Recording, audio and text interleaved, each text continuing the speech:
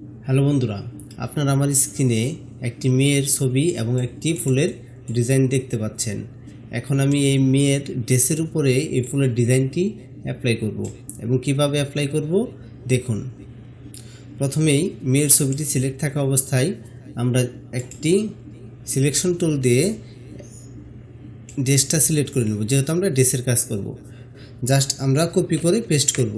Copy করে paste করার পর লেয়ার অপশনে নতুন একটি লেয়ার তৈরি হবে। এই নতুন একটি লেয়ার তৈরি হবে এবং নতুন লেয়ারটি তৈরি হওয়ার পর আমরা আমাদের ফুলের ডিজাইনটি মুভ টুল দিয়ে ড্র্যাগ করে এই পিকচারের উপরে আনব। আনার পর আমরা এটি রিসাইজ করে নিব। আমাদের ইচ্ছা অনুযায়ী আমরা রিসাইজ করে নেব। রিসাইজ করার পর আবার লেয়ার অপশনে গিয়ে এই ফুলের ডিজাইনের উপরে রাইট বাটন ক্লিক করে ক্রিয়েট ক্লিপিং মাস্ক করে দিব। করার পর ব্লেন্ডিং অপশনে আমরা সফট লাইট করে দিব। ফুলের ডিজাইনটি এই মেয়ের পোশাকের উপরে খুব সুন্দরভাবে অ্যাডজাস্ট হয়ে যাবে। দেখুন, খুব সুন্দরভাবে অ্যাডজাস্ট হয়েছে। চলুন আমরা আরেকটি ছবিতে ড্রেসের ডিজাইন করি। এখানে সেম আগের মতো আমরা জাস্ট পোশাকটুকু সিলেক্ট করে নিব।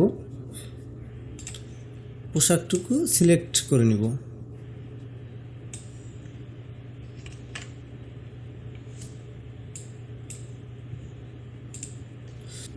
জাস্ট পোশাকটুকু সিলেক্ট করার পর আমরা কপি করে পেস্ট করব। পেস্ট করার পর লেয়ার অপশনে একটি নতুন লেয়ার যুক্ত হবে।